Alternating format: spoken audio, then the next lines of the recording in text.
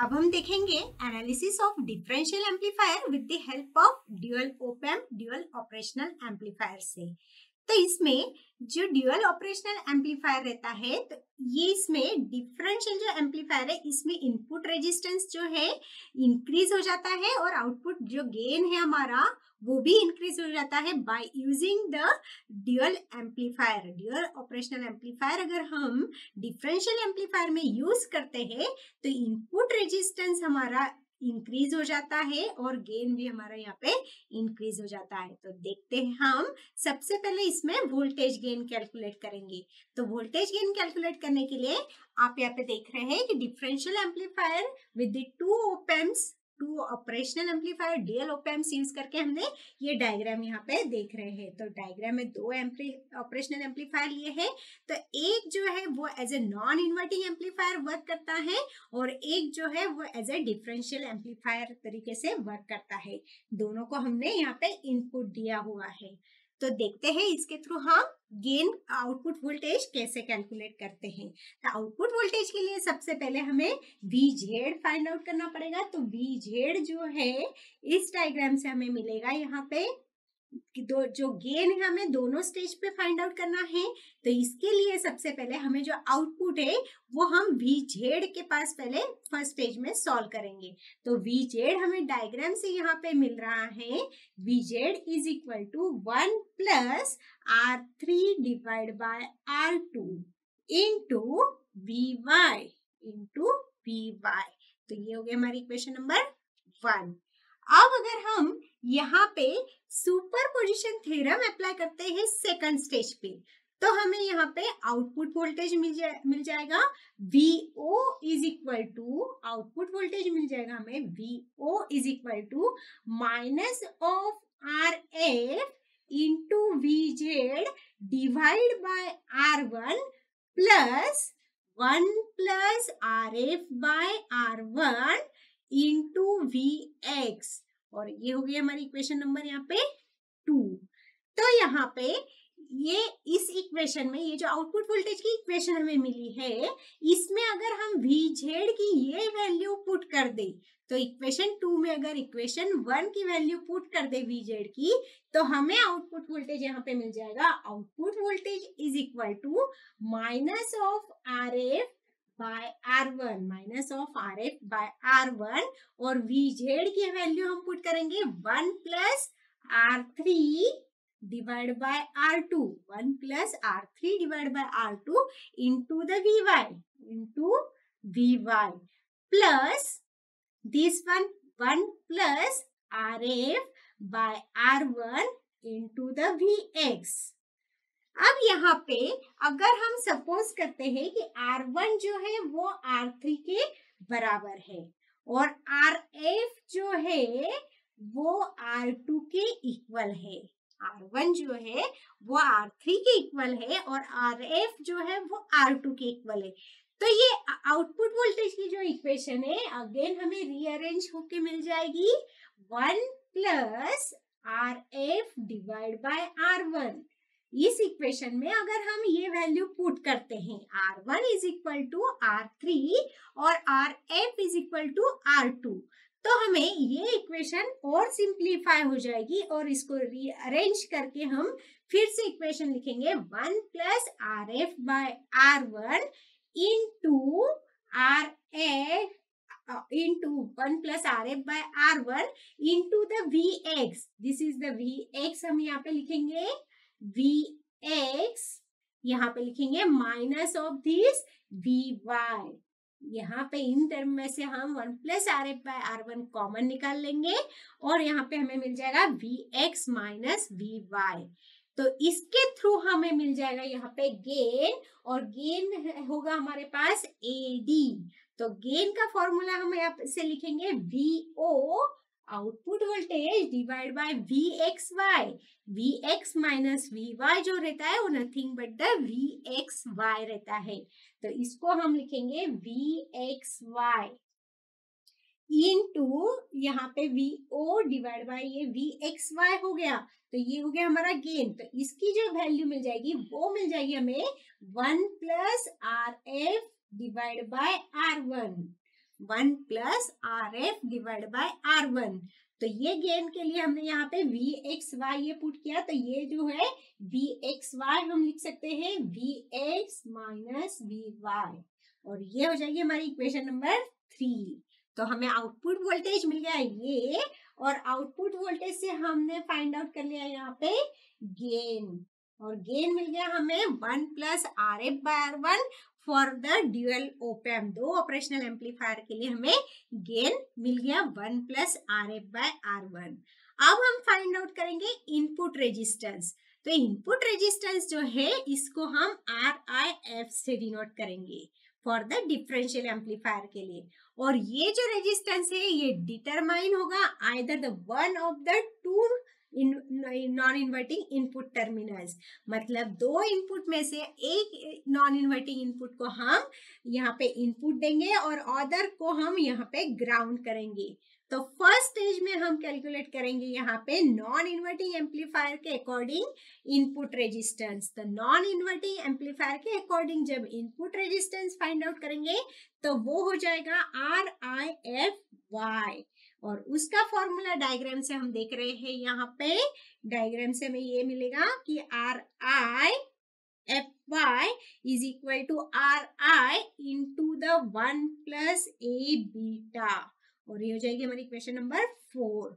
तो यहाँ पे जो RI है वो रहेगा हमारा open loop input resistance of the operational amplifier.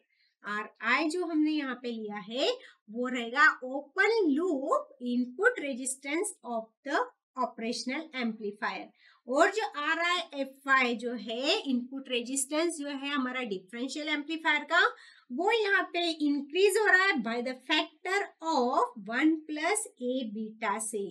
तो यहाँ पे हम देखेंगे कि बीटा की वैल्यू क्या है। तो बीटा की वैल्यू यहाँ पे रहेगी हमारे पास R2 divide by R2 plus R3। तो अब हम देखते हैं कि जब हमारे पास सिमिलरली VY जो है ये शॉर्टेड रहेगा टू द ग्राउंड, मतलब जब हमारे पास VY इज इक्वल टू 0 रहेगा।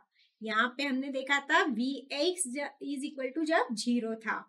तो सेकंड स्टेज में देखेंगे जब VY हमारे पास 0 है, if VY is equal to 0, तो हमारे पास यहाँ पे नॉन इन्वर्टिंग एम्पलीफायर जिसका इनपुट रेजिस्टेंस इस तरह रहेगा RIFX।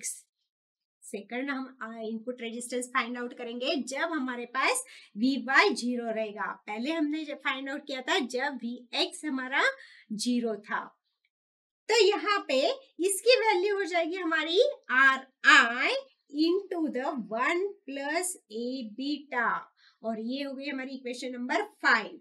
यहाँ पे भी जब VY हमारा 0 है तो इनपुट रेजिस्टेंस जो हमें मिल रहा है वो यहाँ पे इंक्रीज हो रहा है by the factor of 1 plus A beta से, और इस इक्वेशन में जो RI है वो है हमारा open loop input resistance of the operational amplifier.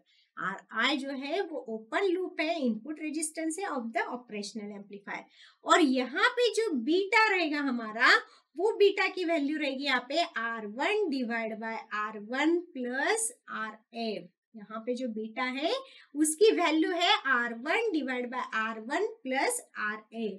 तो यहाँ पे हम ये देख रहे हैं कि इनपुट रेजिस्टेंस हमने कैलकुलेट कर लिया, तो इसके थ्रू हम अब आउटपुट रेजिस्टेंस कैलकुलेट करेंगे ऑफ द नॉन इन्वर्टिंग और इन्वर्टिंग एम्पलीफायर का। तो यहाँ पे आउटपुट रेजिस्टेंस कैलकुलेट करेंगे वो रहेगा हमारा ROF, और ROF रहेगा हमारे पास RO। डायग्राम से देख रहे हैं हम कि आउटपुट रेजिस्टेंस कैसे फाइंड आउट कर रहे हैं। तो आउटपुट रेजिस्टेंस की वैल्यू रहेगी ऑफ द डिफरेंशियल एम्पलीफायर की RO divide by 1 plus A divide by AD, A divide by AD।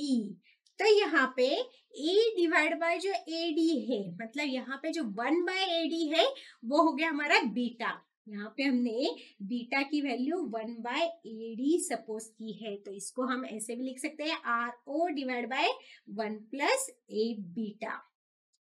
तो यहाँ पे जो एडी जो है ये है हमारे पास close loop gain of the differential amplifier.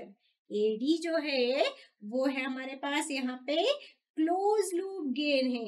AD जो है वो है close loop gain of differential amplifier. और आर ओ जो है वो है हमारे पास आउटपुट रेजिस्टेंस।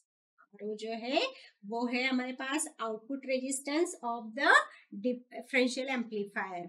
और ए जो है वो है हमारे पास यहाँ पे ओपन लूप गेन है। एडी जो है वो क्लोज लूप गेन है और ए जो है वो है हमारे पास open loop gain. Open loop gain है ऑफ द ऑपरेशनल एम्पलीफायर। ये हो गया हमारा आउटपुट रेजिस्टेंस।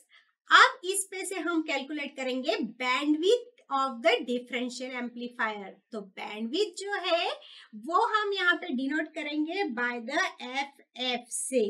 और बैंडविड्थ रहती है डिफरेंशियल एम्पलीफायर की unity gain bandwidth to the close loop gain of the AD. मतलब जब बैंडविड्थ रहेगी ऑफ द डिफरेंशियल एम्पलीफायर की, जहां पे हम दो ऑपरेशनल एम्पलीफायर यूज कर रहे हैं, तो यहाँ पे बैंडविड्थ कैलकुलेट करने के लिए हमें क्लोज लूप गेन लेना पड़ेगा और यहाँ पे जो यूनिटी गेन जो बैंडविड्थ है वो लेनी पड़ेगी।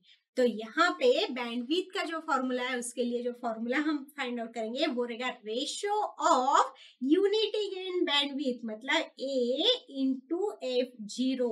Ratio of unity gain bandwidth to the close loop gain AD, to the close loop gain AD।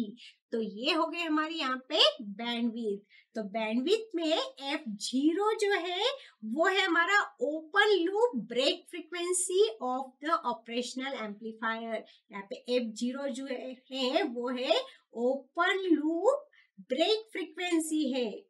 Open loop break frequency of the operational amplifier.